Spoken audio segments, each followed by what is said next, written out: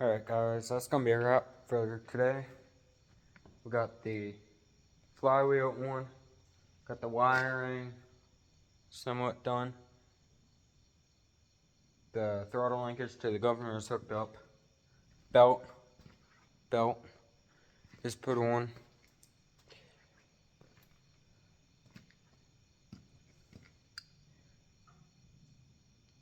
Got the coil put on, somewhat hooked up. My friend's gonna come over tomorrow and we're gonna get the crank lash done so that way I can get the flywheel on completely, like 100%, get that clamped down. Now get the cable done. Hopefully I can put that on. That's gonna be a bit tricky to do because I didn't think about that.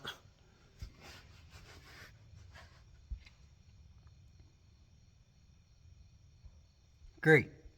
Yeah, that'll definitely be tricky to do with the flywheel on. So that's fine. We'll ignore that.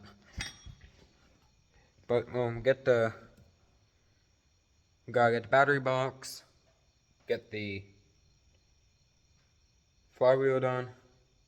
Once we get the battery box, I can put the cable back in. Then we can put the flywheel cover on. Wednesday I should be getting a carb rebuild kit and the fuel tank sealer kit. And then I think that will be pretty much it. Of course, we gotta get the battery box yet. That's a must. We gotta have that because basically you're gonna fall off. So yeah. Last week, starting I think Wednesday or Thursday of last week, I literally came out, ate breakfast, came out and worked at this from morning till it was dark.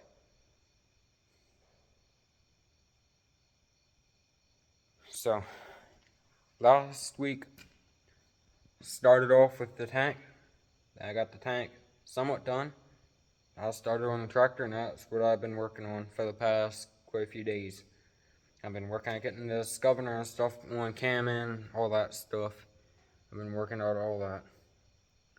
And I got quite a few work done to it. Just fingers crossed this is gonna run. I don't see why it won't, but you never know with these old tractors. It definitely has runtime on this tractor. That's for sure. Definitely has a runtime on it. So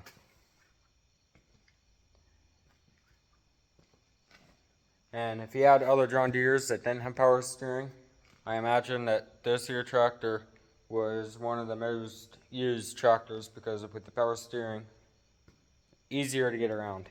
I know with our John Deere 60, that does not have power steering, and that thing is a bear to get around. When you're driving, it's fine, but when you're sitting, trying to back up to a trailer or something, a farm implement, something, anything, is hard to do because you gotta stop, turn the wheel, back up, stop, turn the wheel, back up. It's harder to do when you don't have power steering. Power steering, you just turn the wheel and as you're going. But you don't always have that. You don't always need it. It's just nice to have when you do need it. But sometimes your arms are just the power steering. But I'm happy with what I got done with it so far. It is looking better and better to get it done in time for the tractor show, antique show. So as long as we get all the parts that we need, she'll be going. Worst comes to worst, we'll just borrow a battery box off from the tractor. But another tractor is in this 60. Actually, I don't know if they'll fit because this has a floating seat. So, and this one on the 60, that seat is on rails. So we'd have to put holes in that battery box, and I don't want to do that. So I'm gonna hate putting holes in the new seat battery box, but sometimes you gotta do it. Oh, this is another thing that I did, I believe yesterday. I think it was yesterday with the seat. So the wires that were in here were all broken and corroded and no good. So I ran new wires. This is positive. This light does work. The wires came out down here. They came out about, I don't know, this far. I had to cut some of the broken stuff off. I just used electrical tape and taped these wires on and pulled them up through. They tore off when I got up here, but it was up far enough to get them out. So that's good. This light should work.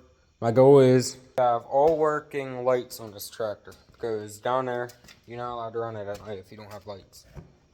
So, and the truck, well, basically things that they do at night that you'll see when we're there. I'm not going to tell you about them right now, but this tractor, I would like to have it running at night, because Power King don't have lights on it. So, actually it does have lights.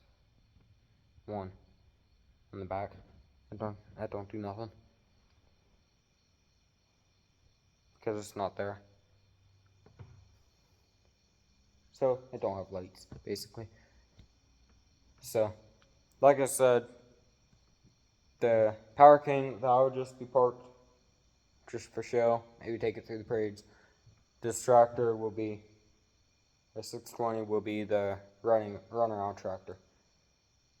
Basically everything. With maybe some competitions, some other things that they do. We'll see. Some competitions that be pretty hard to do with this tractor. So we'll see. This will be the first tractor I take that don't have power steering. Usually we either take the Oliver. Well, usually we just take the Oliver, or the 620, or the MT. I think we took the John Deere A a few times, but hasn't been there for quite a few years now. That needs some work. I probably won't get on until it gets painted up. But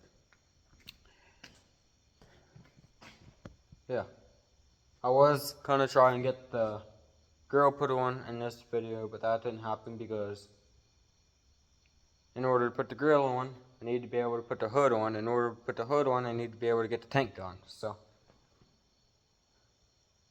yeah, so the hood needs to go on before I can put the grill on, because the steering shaft goes through the top of the hood, which I need to be able to get to here, to right here, to put this here pin in to hold the steering into place. So I cannot put the grill on until I get the hood on, because I gotta put the hood on before I put the grill on. So, and this here, I got some bolts I gotta try to get out. If I can't, I'm not sure what I'm gonna do with them. But we're gonna try and clean this up. My dad said about cleaning it up and just trying to powder weld it. We'll see how that goes. But I'm thinking that they might have hit a tree with it or something, because that should not be broke like that. The whole pipe literally is bent. How they did it, I don't know, but they did. Thankfully, they didn't break the exhaust manifold, which is a big plus, because that gets real expensive real quick. if you have to get an intake or an exhaust manifold or any part for this tractor or any John Deere. As many of these 620s are around, I don't understand why parts have to be so freaking expensive. Other than it says John Deere. But, oh well. Just gotta be glad that we can freaking get the parts that we need for it. Which is taking some searching, that's for sure. The past 3 months since the first video, we've been searching and searching and searching for parts for this tractor. And took just before, well, it took 3 months to find the parts for it. Once we found the parts, we got them. That's when I started assembling last week. So, cause I told my dad that I was thinking of taking the 620 or the John Deere A to the groove. I was thinking of taking the John Deere A to the tractor show, but he said they would just get the parts for the 620. Maybe we can take that. So we got busy ordering, and here we are. So far so good. We're getting parts that we need, and we're getting the old girl up and going. Getting this done before we get my truck in here, because you see the wrecker is soon gonna be done. Once that's done, my truck is coming in, because we gotta get that in here as soon as possible before it starts getting cold again. So once it starts getting cold again, it's gonna be hard to paint. So we gotta get busy on that truck, because we want to get it painted before it gets cold. If it gets cold, then we gotta close that room in so we can try to paint in it. It's just hard to paint when it's cold, when you don't have all the equipment they should have to paint. We have most of it, but we're not professional painters. We make stuff look good, but we don't do it as a business, basically. And we don't plan on doing it as a business. This towing is just gonna be, well, it's gonna be our business, basically. So we're trying to do our best that we can with this, and the rollback that we did, we're just trying to make it look somewhat nice, because they're gonna be out on the roads a lot. They're gonna be working. We're trying to make them look nice, but we're not going overboard with what we're doing to them, because like I said, they're gonna be work trucks. They're gonna get scratched up, they're gonna get dinged up. With anything, it's hard to get away from. But when you're out working, running in the salt and all that, it's just hard to keep vehicles nice here in states that use salt in the winter, which I hate them for that. But what can you do? These old trucks, once they see salt, it all goes downhill from there. Even dirt, mud, anything. You just gotta wash them good. Wash them good and put your protectants on. Like, we use Miracle Paint on one of the trucks. Might have actually been the rollback. Use Miracle Paint. We use fluid film and undercoat. Asphalt undercoat. So, because I think this truck is going to be the main truck to be out in the winter, because around here people do not know how to drive whatsoever. So there's a lot of wrecks. Basically 24/7, 365. Because people do not know how to drive at all. So here's trucks are going to be handy. Especially when you got a big wrecker like this one, where you can tow bigger trucks, big trucks. This is basically the next biggest truck wrecker they can get. The next size would be the big trailer truck wreckers. Big, hundreds of thousands of dollar wreckers. The big, expensive ones. This truck ain't that. This is just a smaller version of that. I mean, you can tow, I think the wheel lift, I think, can lift 6,000 pounds on it. It can lift more if you use the cable, but that's pushing your luck. I'm not sure how much the cables can do, or the boom can do, but this truck can haul. It's an International 4700, so you can haul a decent amount with it. I mean, 6+1 transmission, technically a 7-speed transmission, because 6 roads gears with 1 overhaul gear. So she can do some hauling, that's for sure. But you still gotta be careful. Don't matter how big of something that you got, you still gotta be careful with it, because anything can break. Don't matter how big it is. So that's gonna be it for this video. We didn't get as much done with the tractor as we wanted to today, but it's better than nothing.